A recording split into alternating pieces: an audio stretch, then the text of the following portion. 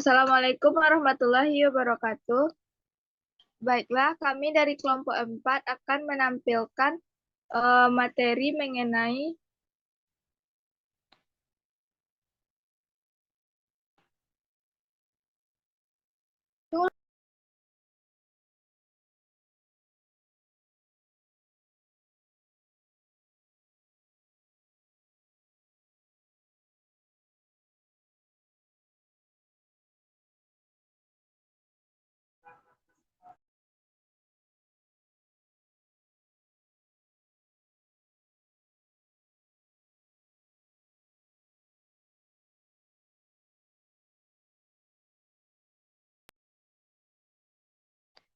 Assalamualaikum warahmatullahi wabarakatuh.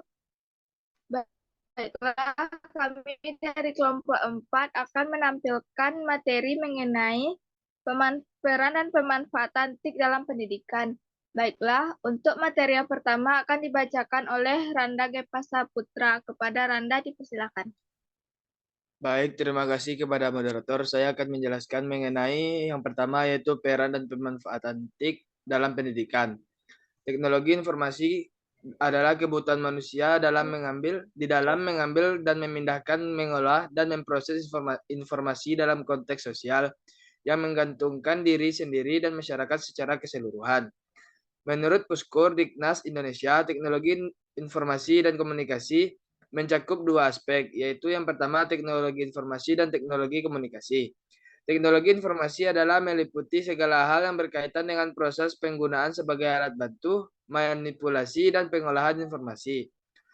Sementara teknologi komunikasi adalah segala hal yang berkaitan dengan penggunaan alat bantu untuk memproses dan mentransfer data diri perangkat yang satu ke lainnya.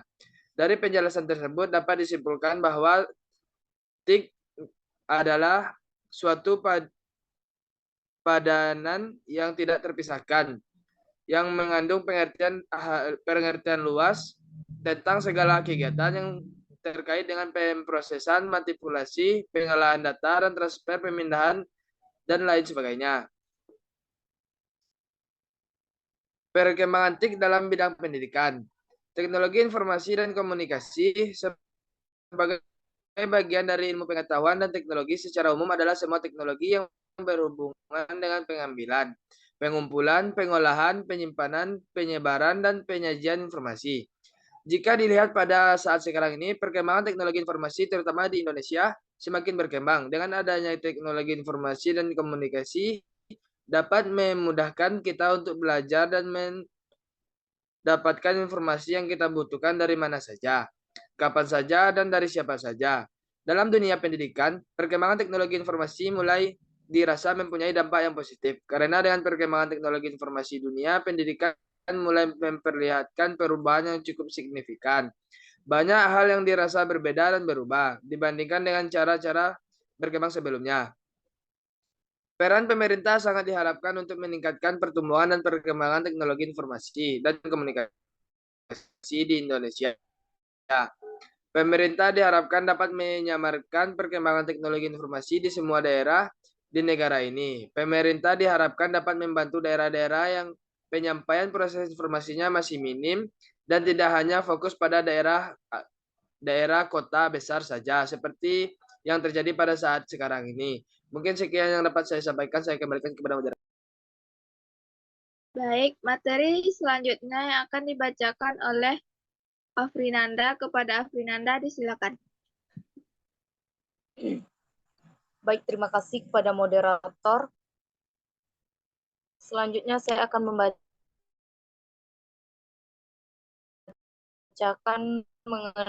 menjelaskan mengenai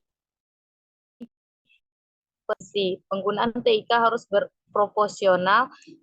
Proporsional maksudnya TIK bisa masuk ke semua lapisan masyarakat, tapi menyesuainya dengan porsinya masing-masing. Yang kedua, TIK sebagai infrastruktur pembelajaran.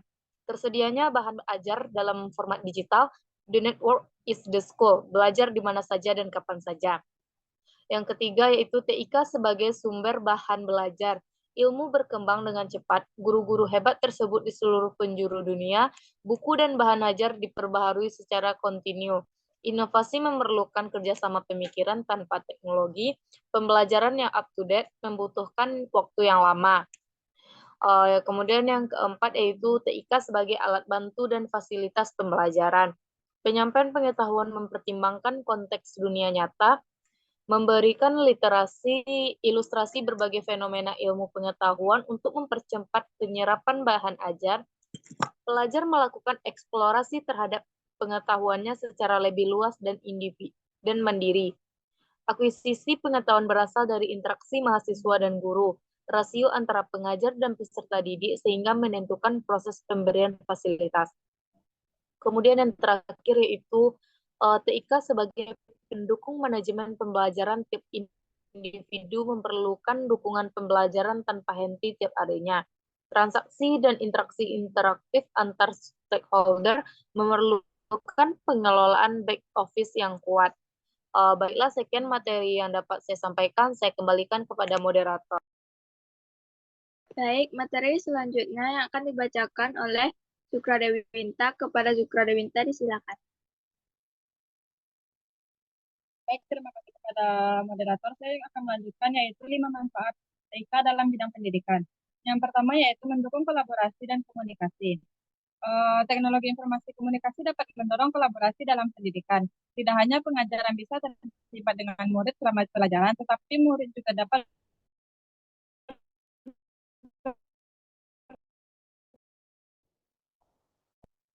komunikasi dengan lainnya. Partisipasi yang aktif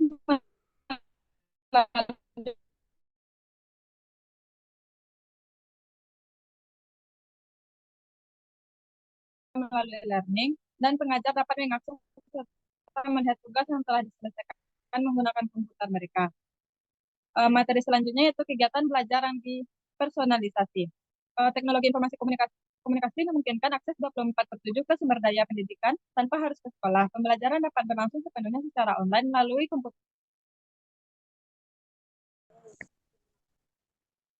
Diulang sih Winta, balik. Ulang sih Winta balik nak. Lanjut sila.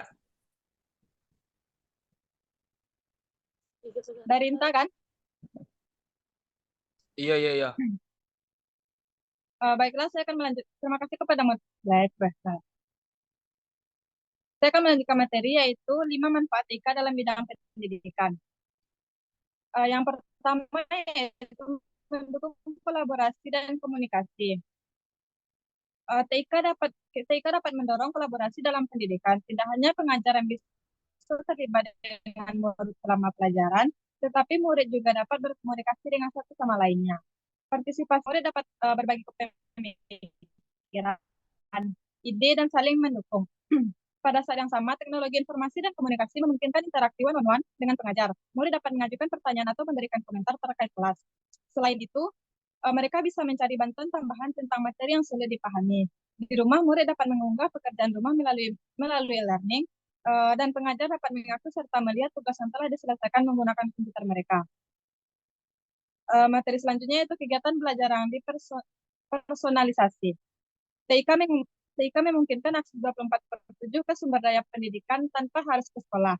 Pembelajaran dapat berlangsung sepenuhnya secara online melalui komputer atau perangkat lainnya. Versi pembelajaran hybrid juga bisa menggabungkan penggunaan internet dari mana saja dengan sesi pembelajaran tatap muka reguler. Dalam kedua skenario ini, perencanaan belajar setiap murid dapat terjadi berkat penggunaan teknologi. Pendidikan juga dapat membuat bahan ajaran berdasarkan minat dan kekuatan murid. Yang ketiga yaitu meningkatkan rasa keingintahuan dengan konten yang menarik. Berdasarkan hasil penelitian perspektif on psychological science Rasa ingin tahu yang tinggi dapat memicu kesuksesan akademik. Oleh karena itu, pengajar perlu membuat konten yang menarik dan mendidik agar bisa memicu rasa ingin tahu pada muridnya. Rasa ingin tahu akan membantu murid mendapatkan pemahaman yang lebih baik tentang matematika dan konsep membaca. Dalam membuat konten dapat melibatkan pemakaian video atau podcast. Yang keempat yaitu peningkatan produktivitas dan efisiensi guru atau pengajar. Pengajar dapat memanfaatkan teknologi informasi untuk mendukung produktivitas. Mereka bisa menerapkan teknologi yang berguna untuk memperluas kesempatan belajar bagi murid, serta meningkatkan dukungan dan keterlibatan mereka. Yang kelima yaitu mendukung keterampilan digital untuk masa depan. Menggunakan teknologi informasi di seluruh kurikulum dapat membantu siswa untuk memahami pada tingkat yang lebih dalam bagaimana menggunakan teknologi dengan tepat. Misalnya dalam topik penelitian, pelajar dapat mengakses informasi dengan menggunakan mesin pencari. Dengan demikian, mereka dapat mempelajari plagiarisme dan pelanggaran hak cipta dalam mempelajari hasil penelitian orang. Sekian materi dari saya kembalikan kepada moderator. Baik, materi selanjutnya yang akan dibacakan oleh Aulia Alfira. Kepada Aulia Alfira, disilakan.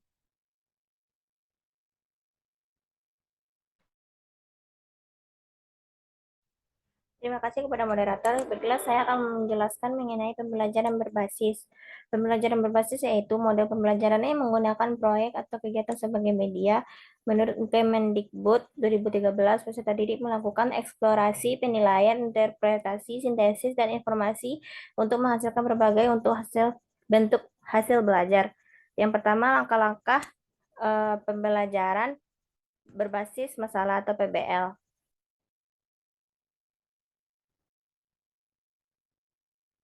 Yang pertama, orientasi siswa pada masalah. Yang kedua, mengorganisasi siswa untuk belajar. Yang ketiga, membimbing, penyelidikan individu maupun kelompok. Yang keempat, mengembangkan dan menyajikan hasil. Yang kelima, menganalisis dan mengevaluasi proses pemecahan masalah. Selanjutnya, learning dan blended learning. Blended learning ini adalah metode yang menggabungkan pembelajaran online dengan tatap muka. Itu artinya menerapkannya harus bergantung pada teknologi.